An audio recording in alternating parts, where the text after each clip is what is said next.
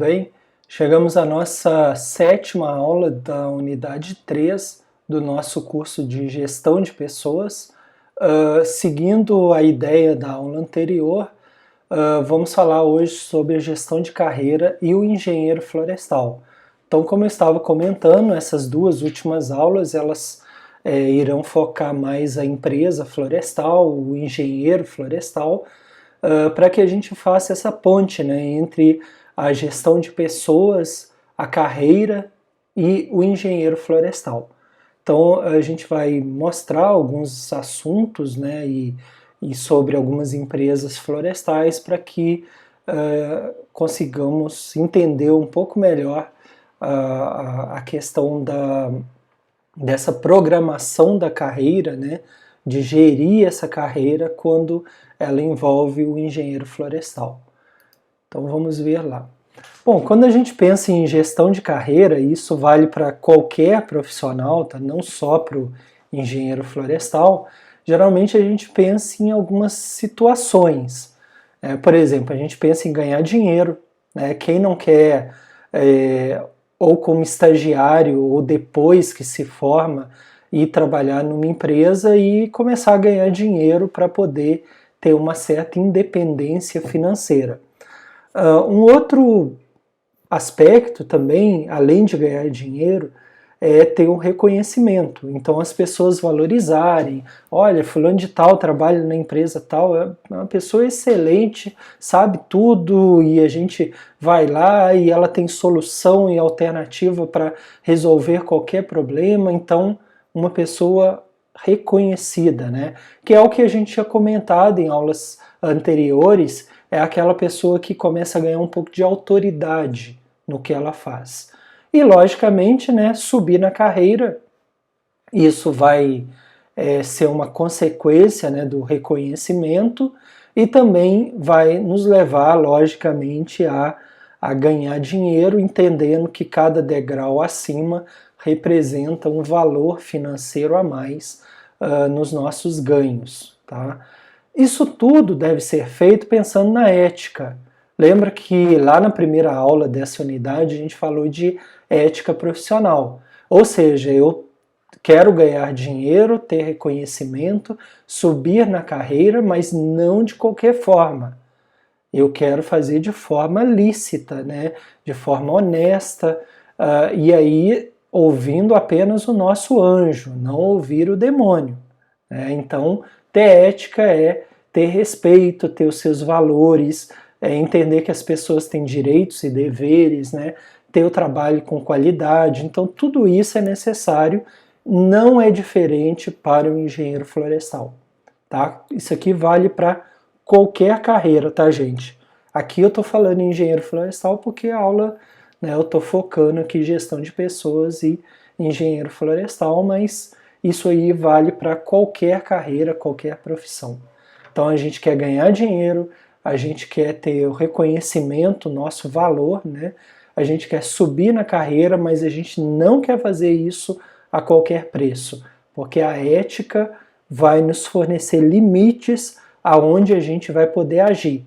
Ah, mas né, alguém poderia pensar, mas eu preciso de qualquer forma ganhar dinheiro, subir na carreira e ter reconhecimento. Lembre que além de ser algo desonesto, né, tu fugir da ética, é algo que não é certo, a gente tem que lembrar que as empresas têm os códigos de conduta. Então, se tu for pego contrariando alguma norma do código de conduta, a empresa pode certamente até te demitir, né? Aí eu vou pegar alguns exemplos, como eu fiz na aula anterior, né, no site da International Paper, então um site que está disponível para qualquer pessoa, é só entrar lá e a gente consegue baixar, né, então está disponível, né, da International Paper. A gente vai ver aqui dentro da parte de pessoas, vários assuntos, inclusive a ética que eu estava comentando. Então, mensagem do presidente, carta do diretor de ética, helpline. O que a International Paper tem? O seu código de conduta, veja só. International Paper, Código de Conduta. Então não é qualquer coisa que se pode fazer na empresa.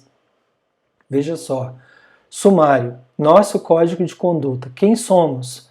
O cerne da questão, nossas normas políticas e procedimentos.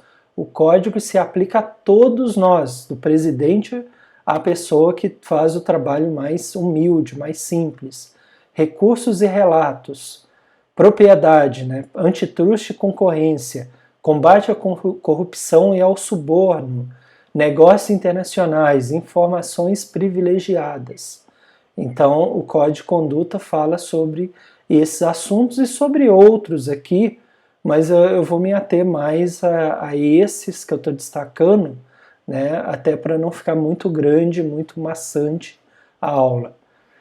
Essa é a coisa certa a fazer? É uma das perguntas que se faz no Código de Conduta. Quando você precisar descobrir se está fazendo a coisa certa, pergunte a si mesmo. O Código de Conduta da empresa faz com que tu, engenheiro florestal, ou qualquer outro profissional da empresa, se faça essa pergunta. Isso está de acordo com os dispositivos e com os preceitos da lei? Tem que fazer essa pergunta. Está correto isso em forma da lei? Isso vai manchar a reputação da empresa? Isso atende os interesses dos colegas de trabalho, dos clientes e de outras partes interessadas, que são os stakeholders? Então tu tem que se perguntar isso, né? Eu acho que eu cheguei a comentar um episódio que foi noticiado na mídia brasileira de duas torcedoras, né, de times rivais lá em São Paulo, que uma agrediu a outra em um metrô em São Paulo, e essa agressora, né, foi, acho que logo depois de uma partida de futebol, essa agressora ela foi identificada pelas pessoas que estavam lá, e aí saiu na mídia o nome dela e o nome da empresa que ela trabalhava. Então veja que aquela atitude dela, aparentemente inofensiva sim, em termos do trabalho dela, né, porque foi fora da empresa, foi no metrô, talvez até num sábado, num domingo, dia de folga dela, né, mas aquela atitude dela, embora não estivesse diretamente relacionada ao trabalho dela, à empresa dela, estava indiretamente relacionada no momento que ela faz um ato condenável, que é agredir uma torcedora de um time rival.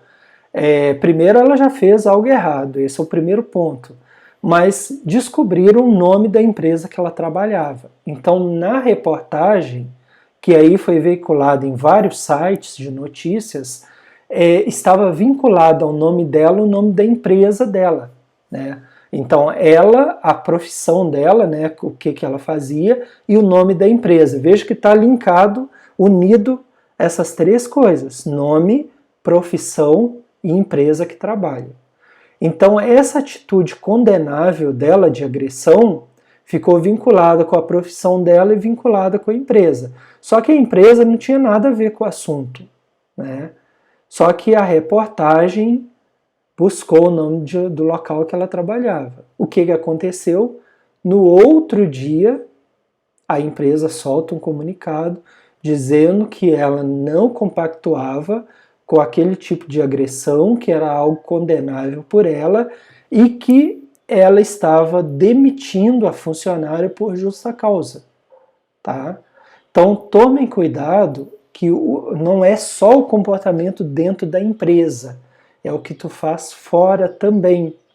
Porque se linkarem o teu nome com a empresa que tu trabalha, isso vai te gerar problemas. E isso não é só no caso, como foi nesse exemplo, né, do metrô, da agressão da torcedora, mas também o caso das redes sociais, né? Então, algum tipo de preconceito, racismo, ofensa, discussões acaloradas, né? Então isso tudo pode repercutir mal, porque, como eu já falei em aulas anteriores, a gente sempre é reconhecido pelo que fazemos e acaba, por desdobramento, o local em que trabalhamos. Tá? Então, nessa pergunta aqui, feita no Código de Conduta da International Paper, uma das perguntas seria: isso vai manchar a reputação da empresa? Façam essa pergunta, né? Como isso vai parecer para as pessoas próximas a mim? Como isso vai aparecer para meus colegas de trabalho? Isso está de acordo com a política da nossa empresa? Aí vejam só, coincidentemente aqui, como isso vai aparecer em um jornal, programa de TV ou na internet. Então, cuidado com as redes sociais, com o que é postado lá, né? É um ambiente que aparentemente pode-se fazer tudo, mas se tu é vinculado a uma empresa, a uma associação, né, tome cuidado, porque de repente aquilo que tu vai postar vai contra o código de conduta da empresa que tu trabalha. Não é diminuir a tua liberdade, isso não é isso, entenda. Não é diminuir a tua liberdade, tu continua tendo liberdade de expressão. O problema é que tu é vinculado a uma empresa, né? E se houver essa associação, pode-se entender que a tua opinião é a opinião da empresa. E aí isso vai gerar uma imagem negativa para a empresa. Como a gente vê aqui, vai manchar a reputação da empresa se associar com uma conduta errada tua. Então, por via das dúvidas, é melhor evitar certos problemas, tanto no dia a dia quanto nas redes sociais. Então ela coloca, o Código de Conduta da International Paper coloca vários exemplos, tá? Quem tiver interesse é só entrar no site deles e é gratuito, disponível para baixar lá. Eu peguei alguns exemplos fáceis para que a gente entenda o que uma empresa florestal entende como conduta certa ou errada, né? E isso vai impactar na tua carreira. Então, por exemplo, errado. Érica usa seu cartão de crédito corporativo, ou seja, o cartão de crédito da empresa, para comprar mantimentos, pagar o combustível e dar entrada a um carro dela. Então ela está usando o cartão de crédito da empresa para despesas pessoais dela. Só que ela prontamente iria reembolsar a empresa por suas compras. Então é como se ela, imagina, ela vai fazer uma compra e ela olha na bolsa dela e ela vê que ela esqueceu o cartão dela, pessoal. O que é que ela faz? Não, eu vou comprar com o cartão de crédito da empresa e assim que eu chegar em casa eu transfiro o valor para a empresa. Isso não pode, segundo o Código de Conduta da International Paper. Então ela não pode usar o cartão de crédito corporativo para despesas pessoais, mesmo que ela vá logo em seguida repor o valor. Não é considerado ético. O que é considerado certo, por exemplo, um outro exemplo, né? Quando o João se muda para uma nova cidade, após ser promovido a gerente de fábrica, ele descobre que seu novo gerente de operações, né, o seu chefe, é um velho amigo que foi seu padrinho de casamento.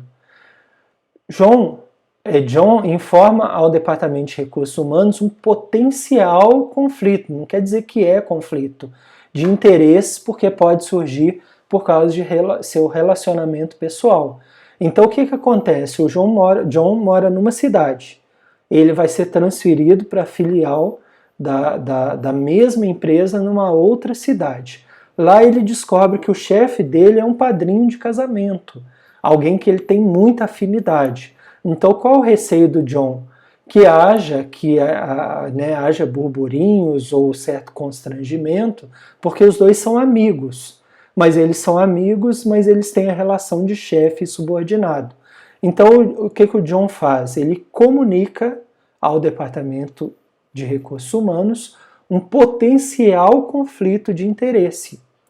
Aí vai caber ao Departamento de Recursos Humanos, né, e talvez outras autoridades da empresa, né, analisar o caso, entender se pode haver ou não um conflito. mas a parte do John ele já fez, que é comunicar o potencial conflito. Então essa foi uma atitude, né, no caso do Código de Conduta da International Paper, entendido como correta. A gente tem outra empresa, né, a Suzano, que eu também comentei na aula anterior. Eles têm a política de governança corporativa, então objetivo, abrangência, diretrizes, né, e aí os vários conselhos que eles têm, a diretoria executiva. Aí, nesse documento, outros aspectos, né, outras diretrizes que são colocadas, né? Então, ambiente regulatório, Assembleia Geral de Acionistas, diretrizes para Conselho Fiscal de Administração, Comitê do Conselho de Administração, Diretoria Executiva, diretrizes para auditorias internas, tá? Então, se vocês quiserem saber mais, a gente tem o curso lá de Sistema de Gestão Ambiental, a gente fala de auditoria interna, ética e ouvidoria, e o que aparece no 3.9? Código de conduta, tá? O que é explicado para os trabalhadores o que é considerado certo ou errado. Gestão de riscos corporativos, responsabilidade dos colaboradores, conflitos de interesse, políticas anticorrupção, transações com partes relacionadas, remuneração da administração, política de divulgação de fato ou ato relevante, política de negociação de valores mobiliários, confidencialidade das informações e sustentabilidade. Então, diretrizes para tudo. Vamos pegar aqui o Código de Conduta, né? Então, o Código de Conduta da Suzano, apresentação, glossário, princípios éticos, que a gente já estudou, gestão do Código de Conduta, ouvidoria externa e o termo de compromisso. Então, eu vou mostrar alguns aspectos aqui, né, que eles destacam, o conflito de interesses. Então, toda situação em que a pessoa, assim como seus parentes ou amigos pessoais, poderiam se beneficiar do vínculo de colaborador para obter vantagem pessoal. Então, é aquele exemplo, né, que eu já tinha dado da outra empresa, de eles serem amigos, chefe e subordinado. Então, ou seja, decisões em que seus interesses particulares possam prevalecer em relação aos interesses da companhia. Tá? Então, aqui um conflito de interesse. Assédio moral. Exposição dos colaboradores à prática de condutas abusivas cometidas por uma ou mais pessoas contra um indivíduo, geralmente de forma recorrente e prolongada, com o objetivo de coagir, humilhar, desrespeitar, depreciar ou constranger alguém durante a jornada de trabalho e no exercício de suas funções. É uma situação muito difícil porque o assédio moral acontece em empresas e organizações públicas. É difícil provar também, né? Então tem que se tomar um cuidado muito grande, mas é algo que precisa ser falado, precisa ser denunciado, lógico, com provas, né, reais. Então é uma outra situação, né? Até que ponto, né? Qual a linha tênue entre a cobrança e o assédio moral? Então isso tem que ficar entendido. Assédio sexual, né, caracterizado quando alguém em posição privilegiada usa dessa condição para coagir ou obter benefícios a um colaborador para obter vantagem ou favor sexual, sob forma verbal, não verbal ou física, causando perturbação, constrangimento e afetando a sua dignidade. Então vai na mesma linha do assédio moral, né? A questão aqui no caso é um assédio moral, aqui o sexual. Desvio comportamental, então caracterizado por padrões persistentes de conduta socialmente inadequada, agressiva, desafiante, então aqueles bate-bocas, uma briga, socos, algo que pode acontecer, lógico, não deve, mas a empresa já coloca como caracterizado como desvio comportamental. Violação de normas sociais, direitos individuais que possam caracterizar desconforto ou afetar a imagem ou ainda os direitos humanos, por meio de gestos, atitudes e comentários de discriminação. Tá? Então, desvio comportamental. Então, cuidado com isso também. No caso da Suzano, a gestão desse código de conduta busca assegurar a compreensão dos princípios éticos da Suzano, promover a ampla divulgação do documento a todos os colaboradores e prestadores de serviço, então não é somente ao engenheiro florestal, a qualquer trabalhador ali, dar tratamento adequado para os conflitos éticos e desvios de conduta. A atualização do código, no caso da Suzano, é realizada a cada 2 anos, é de responsabilidade por um comitê, de um comitê de gestão de conduta, bem como encaminhamento de inclusões e melhorias, porque é um documento que precisa ser periodicamente atualizado. E a aprovação desse código de conduta é prerrogativa da alta administração da Suzano, o seu conselho de administração.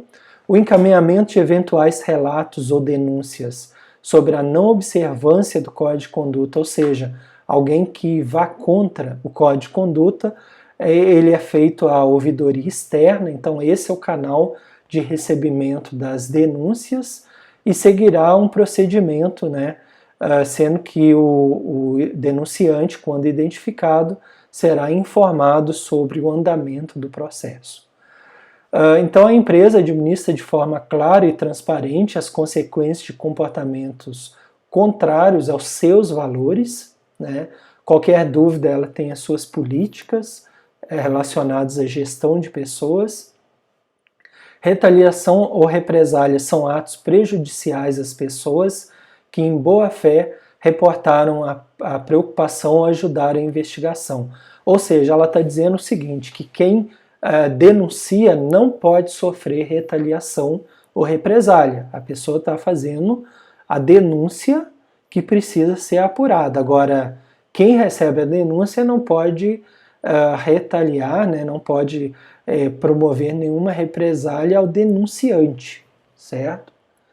Bom, então era isso, o código de conduta. Eu coloquei o código de conduta como um fator importante para falar especificamente por um engenheiro florestal, porque as empresas florestais, as grandes empresas, elas têm esse código de conduta.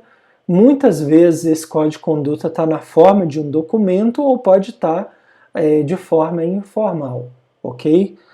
O código de conduta também está presente em outras empresas de outros setores, não só do florestal, e basicamente em relação à carreira em si do engenheiro florestal, a gente já teceu vários comentários naquela aula de gestão de carreiras, que vale para todas as profissões, ok?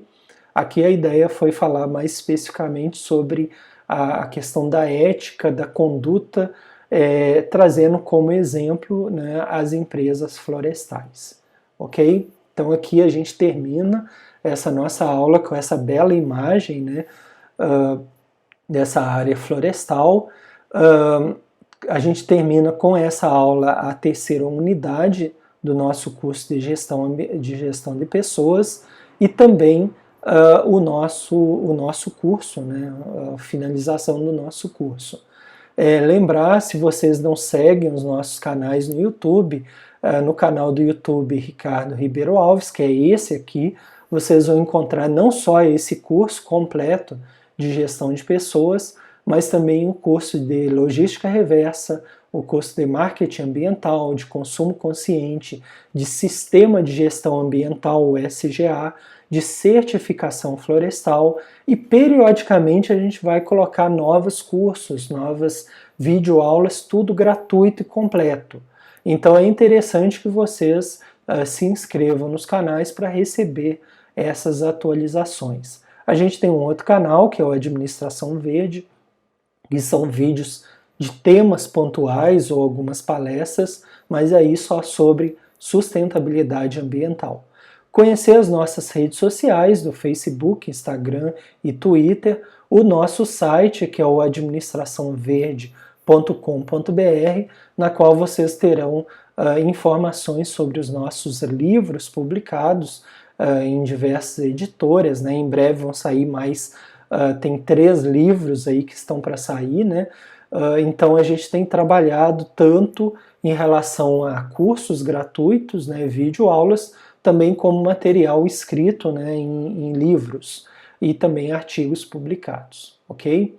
Então eu queria mais uma vez agradecer a presença de vocês, né, quem assistiu até aqui, agradeço também. Dizer que esses cursos eles são no intuito de eu poder passar um pouco do conhecimento que eu tenho em formas de vídeos para vocês, eles sempre serão gratuitos, completos, tá? E espero que o curso de gestão de pessoas tenha agradado e atingido o propósito que a gente pensou lá no início. Então agradeço a atenção de vocês e até a próxima oportunidade. Até lá!